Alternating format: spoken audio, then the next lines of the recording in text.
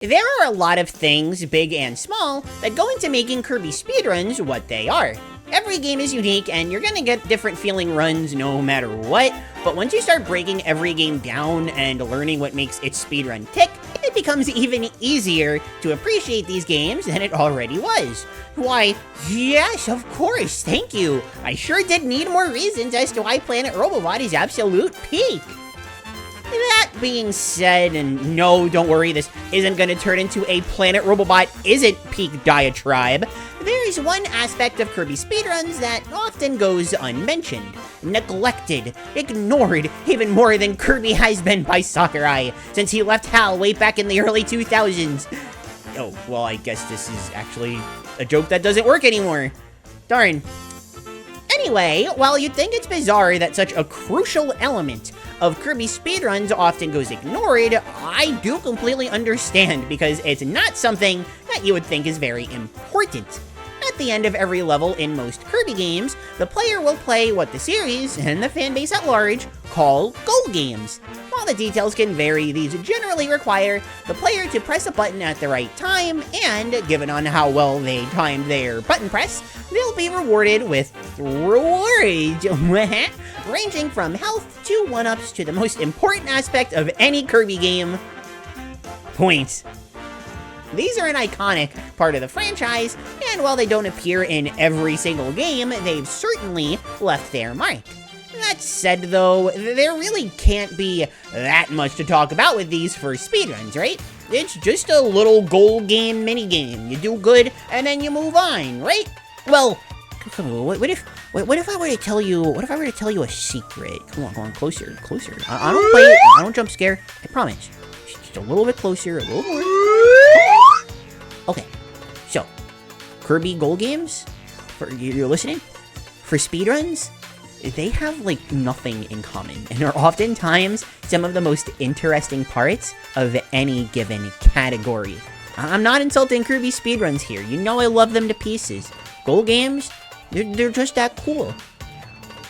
Okay, we're going back to normal volume now. To learn about why they're so cool, I guess we should go back to the very beginning and not talk about Kirby's Dreamland 1. There aren't any traditional goal games there, and instead, talk where the goal games actually got their start, Kirby's Adventure.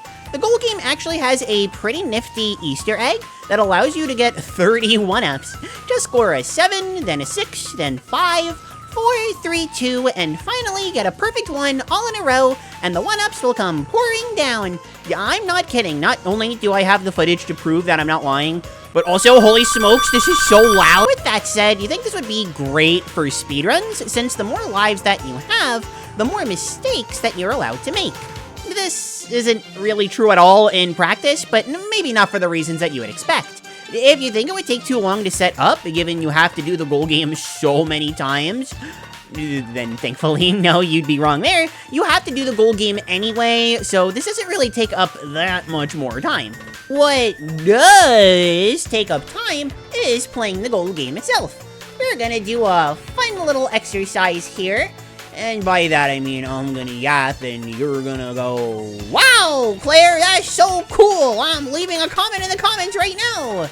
And then you type that exact sentence down in the comments, and then you do 2 goal games. One, we're gonna jump to 4, and the other, we're going to jump to 1. Simple enough, right? Putting these side by side, we can see that when jumping to 4, Kirby reaches their goal. There's a little less time spent on this platform at the beginning, but there's a lot less time spent soaring through the skies actually doing the goal game. So what, is the magic time safe to just time it and jump to 4? No, I just used 4 as an example because I had to record everything for that 30 1-up Easter egg. That footage, that is not going to waste, you hear me? In reality, you want to shoot for 7, the very bottom, since that takes the least amount of time to get to. Some of you may be thinking right now, wow, goal games sound really boring if the best way to clear them is by not doing anything. But in reality, they're actually really difficult because if you don't press anything at all, you're actually losing time compared to a few other alternatives, given Kirby not only spends 10 years on this stupid platform, but they also have to struggle to climb onto the cloud. it doesn't really look all that efficient now, does it? The ideal scenario is that Kirby lands on the platform, and as soon as possible, you press A, getting that 7 on the goal game in the fastest possible time. This is very hard, especially in adventure, because it's way too easy to overshoot by a tiny bit and get a struggling 6. But as long as you get that efficient 7, or I don't know, super 7, alliteration is so nice, okay? You're in a good spot. The little known fact, you can actually use the B button to jump as well. Some speedrunners, not me, I somehow get 5s when I try this. I'm just different like that, okay? I like to buffer a B press while timing the A press, giving them a larger window to get that perfect 7, or super 7, whatever. Goal games are cool! Ah! This style of goal game, timing an A press to leap into the starry sky, or something similar, became very common throughout the series. I actually remember being at a tournament local for Smash Ultimate of all things, and when I was eliminated, I booted up Star Allies on my Switch and started speedrunning any percent. Yes, I'm like this in public too. Anyway, a close friend of mine was watching me run, and when I played the goal game, he mentioned that he never thought about playing the goal game poorly to save time, and I just always stuck with me because I thought it was so funny. I've been wanting to talk about goal games for a long time. If you're a bit newer to the series, though, and you've only played Forgotten Land, you may be kind of confused, but if you've played any other games in the series, I'm assuming you've experienced the goal game at some point. Nightmare in Dreamland, for example, being an adventure remake, obviously that has a goal game, but there are so many different goal games throughout this series that bring so many different ideas to the table that, yes, justify making an entire video talking about them in their speedruns. Sure, some of them may look very similar, but trust me, they're all different and weird, and dare I say, pretty cool. Take Kirby's Dreamland 2, for instance. This is about as carbon copy looking as it gets. You time your A press on a platform, and you land on a cloud. Only difference being, there's no number to tell you how you did. Is there anything interesting to say here? Actually, if you were to ask me, for as many issues as I have with KDL 2, one of the things I think it does super well at is the goal game. In fact, this may be the best goal game in the entire series. I haven't actually, ranked these out in my head or anything. Let me know if you want to see that, I guess. Moohee. But also enough stalling. What makes KDL 2's goal game so good? Well, for starters, unlike an adventure, where your reward for doing well was points, you can actually get health from doing well here. In a game like KDL 2, having an emergency backup at the end of every level is really helpful. You obviously would rather not spend the time, but if you had to pick between taking a couple of seconds to get some extra health, or losing Ku and having to get him back, yeah, you just take the health. But what if you're totally fine on health? Isn't it just adventures again, but without points? Without the points, what's the point? Unlike an adventure where you had to time your A press to get that Super 7, in KDL 2, you can just hold the A button. This alone makes KDL 2's goal game one of my favorites. Look, I love a good challenge, but when I'm speedrunning, what I really love most is consistency. So just being able to hold the button down and clear the goal game in half an A press. An A press is an A press. You can't say it's only a half. Well, TJ, Henry, Yoshi, hear me out, is much appreciated. On the flip side, if you want a super fast and consistent method of gaining health, you press up, down, up, A, this is real, before hitting the platform to automatically shoot up to the very top of the goal game. I don't really like doing this since I can just time it kind of normally and get a better goal game, as in a faster goal game. And I know it only costs like a second or two, that's it, but hey, I'm just different. You don't understand me, okay? Alright, but for real, the simple fact that this is a thing is yet another thing that makes this goal game so good. On the other hand, there are goal games that are super unique and different, yet offer very little in terms of interesting things to say. For example, contrary to most other things about this speedrun, Kirby Squeak Squad's goal game is pretty boring overall. Normally, it's pretty neat. Time an A press, of course, to get some food to restore your health, or if you're lucky, you could get a 1-up too. Unfortunately, that takes time, so what's the best course of action? You just mash the A button to finish it as soon as you can. That's it. There's a little to no depth or strategic value to this. If you need health, granted, you can time it, like in KDL 2, but it's far more straightforward here, with a lot less risk-reward to it. I don't know if it's the worst goal game in the series or anything. Spoilers, it isn't, but it's pretty far down there. Yeah, I don't want to be a Debbie Downer, or negative Nancy, or pessimistic pup. We talked about a good one, and then we talked about a bad one. Let's talk about one squarely in the middle. Amazing Mirror's goal game is really fun, actually. You play this really cool minigame of sorts where Kirby is automatically zooming upwards as items, health, one-ups, and even obstacles that can temporarily freeze Kirby fall from above that you have to either dodge or collect, depending on if they hit you or not. After the timer in the bottom right finishes counting down, Kirby zoomies up some more, breaks through some blocks, lands, and dances. Kirby dances in every goal game, fair enough. But not only was this the best spot to bring it up in for some reason, but the dance feels more justified here. We're kind of veering off the topic of speedrunning now, so I'll stop there, but at the end of the day, this is a top-tier goal game for sure. Or rather, it would be, but it's got one little problem. This goal game is completely worthless in this game specifically. There's no reason to go for them since they're off the beaten path of a boss. They will never have any application in the most common speedrun category ever, any percent. You may be asking, okay, you big meanie pants, what about 100% then? You have to get them there, don't you? Well, yes, but it's faster to get to the goal game and then just soft reset, since the goal game takes so much time. Even on not Japanese copies, where you can't skip the scrolling text on the title screen, regional differences are very weird. That is absolutely its own video. It's such a long goal game that playing it is simply not worth it. Well, okay, again, meanie pants, again.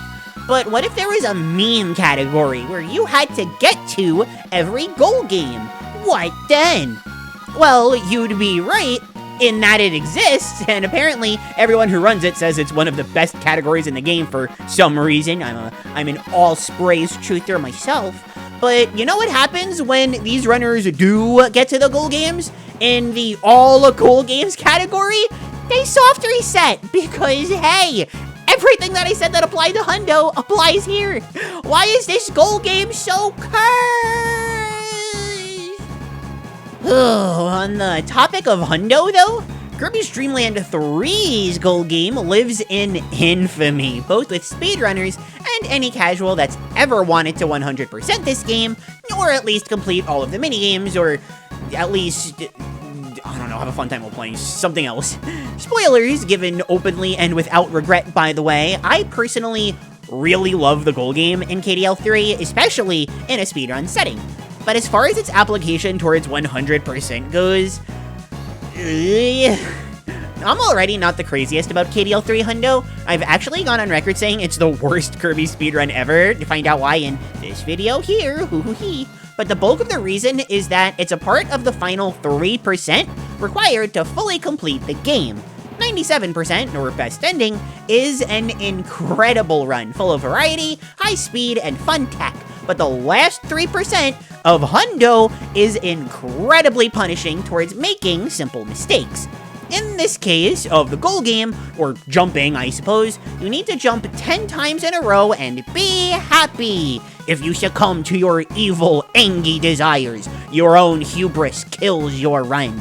Given the strict timing, it's a bit too punishing towards making a simple mistake when speed is of the essence. Although, admittedly, it's much less punishing than, say, Boss Butch, or, oh god, especially MG5. But this is also a goal game in the traditional sense of having to play it after every level. And in this context, I think it really shines. While I'm sure the footage has been doing a pretty good job of explaining what the heckaroony is going on, if you aren't actually watching, Pup's got your back. This is another timing-based game, but instead of jumping off a platform, Kirby prepares for a jump. The distance Kirby goes depends on which stance Kirby is in. The further up their arms are, the shorter they'll go. But if their arms are down and they've got that epic jump squat ready, then they'll go much farther. Obviously, the ideal is to just mash the jump button and get to move on quickly, but if you're low on health or even lives, you can use this goal game to help you out. Unlike KDL2 though, the timing here is a lot more involved. It trades easiness and consistency for a more engaging experience.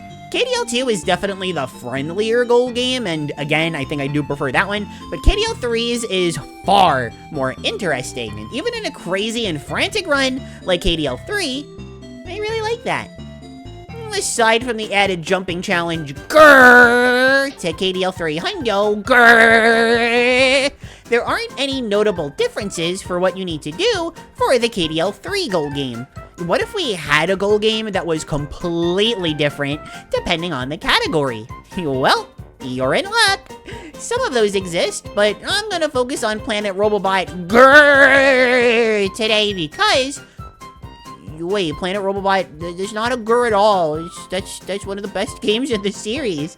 I'd really love to cover it in more detail one day, but for now, let's talk about the goal game. It's really standard. Kirby falls into a cannon, as you do, hashtag relatable, am I right or am I right? And then you time in A press to go as far as you can. No surprise, in most categories, including any percent in all code cubes, you want this to be fast. You mash the A button, you get a 7, do a quick little dance, you move on. And bonus points if you didn't collect any stickers during the level, by the way. That makes going forward really fast.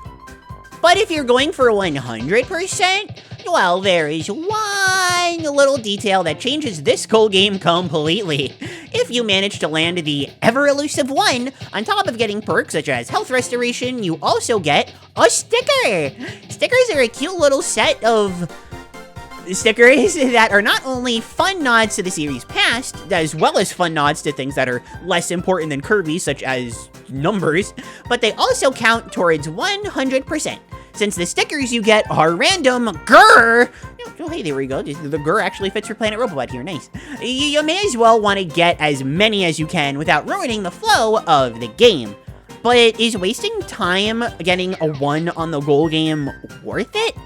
Yes, it's absolutely worth it. It only adds a few seconds, and getting a sticker is virtually free here, and that is a very good reward compared to having to find them in specific spots. Both Planet Robobot and Triple Deluxe have a designated sticker grind level, and while that can be its own video, again, you already know we're timing that goal game until the bitter end. The sticker system, yeah, it has its faults, but I at least appreciate the value it gives to actually doing well in a goal game. You don't see that very often, at least in Kirby speedruns. But enough about the traditional goal games. Yeah, let's get silly with it and start talking some spin-offs. To start with a really fun one, let's talk about Canvas Curse. I love this game as a whole, and the goal game, absolutely no different. This isn't even timing based for once. You draw lines for Kirby to soar into the skies with, and your rewards are based on how far you go. There's even a post-game challenge where you need to go a certain distance in order to get a medal. You can easily get this one with Meta Knight, who can move really far distances much easier than Kirby, but having any reason to play a goal game as cool as this one, fantastic in my book, especially in Hundo, where, again, you gotta do it. Oh, but for speedrunning anything other than that, Hundo, you actually never play this one because soft resetting is like a million times faster, and you lose your ability after every level anyway. Huh.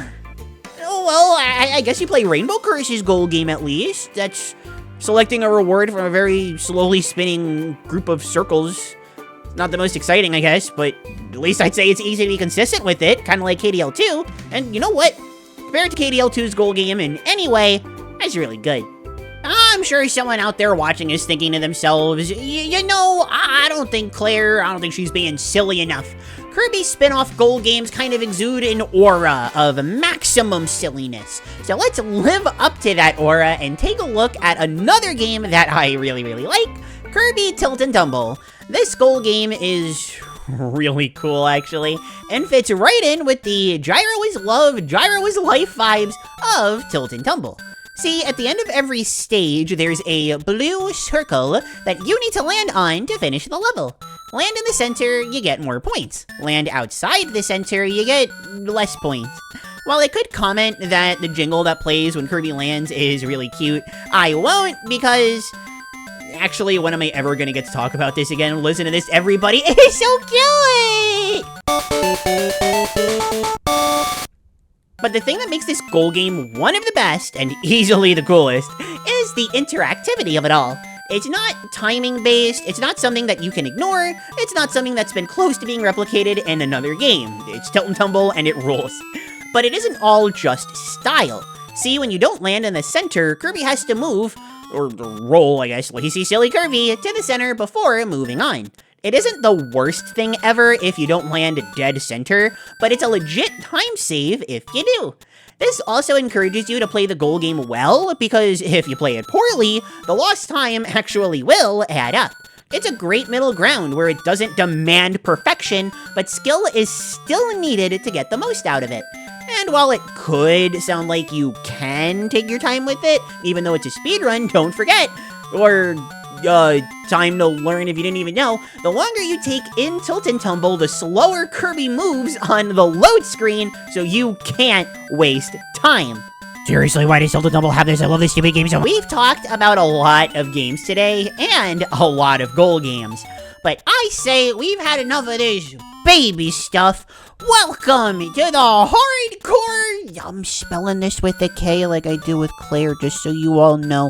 Klaire Fluffle Extreme Goal Game Round, where I talk about what I think are the best and worst goal games of all time. And by that I mean, I'm just going to talk about my personal favorites and my personal least favorite. My least favorite will definitely surprise you, because from a game, or two games, I have almost nothing but good games to say about. Ugh, but the Dynablade goal game from Superstar, and yes, even Superstar Ultra, there's nothing to this. You're literally just mashing a button, you go a little bit forward. Casually, I think this one's hilarious, don't get me wrong. Easily I find it the funniest, except for maybe Tilt and Tumbles. But when you have the need for speed, it's really boring. I guess I like the simplicity and mashy button nature of it all, being in two different games with really difficult tech, but there is no give and take here. It's just mash. Even Squeak Squad got that right. Big yikes. But the best goal game in the series, or at least my favorite, is something special. And it is not the game that you would expect, which, I mean, we did Superstar Ultra already, that's my favorite game. Return to Dreamland, goal game pretty standard, my number 2. We covered Robobot already, that's my number 3. Forgotten Land doesn't even have a goal game, like I said, that's my number 4. You see, if we keep going down my list of favorites, it's gonna take some time. And don't get me wrong, on a scale of 1 to love, I love Epic Yarn, but the goal game wasn't something I thought about very often in this game. I mean, kinda timing based, I guess. You want to make sure you get the triple star that gives you all those beads, right? So time that and you're golden, yeah? Or whatever color the beads are? What's so special about this one? Well, in standard Kirby speedrunner fashion, we can't just get the reward that gives us the most beads. See, it's actually kinda bad to get the gold medals in a standard any % speedrun, because if you do, Kirby and Prince Fluff do the full version of the Kirby dance. And don't get me wrong, they're bass dancers and all that. I play Fire Emblem, I know how good dancers are, but of course, dancing takes time. That's not something that we can spare, getting a bunch of beads and or going out of our way to get the triple star to begin with, again, takes time and is overall not really worth it to get gold. Of course, in a 100% speedrun, seeing a longer Kirby dance kinda mandatory, so if you're angry at the Kirby dance erasure not only showing its face in Epic Yarn, but also mostly this entire video, you maybe give Hundo a shot, especially 2-player Hundo, amazing category. But that's only part of the reason why this goal game is so good. The big number 1 reason, which applies to both any % and Hundo, is that depending on when Kirby grabs onto the bell and the wheel begins to stop, you can either get a relatively fast goal game, or a very long one depending how long the wheel keeps spinning. If this was luck-based or something, I'd be calling it luck-un-based, but No, this is all timing that you can consistently control.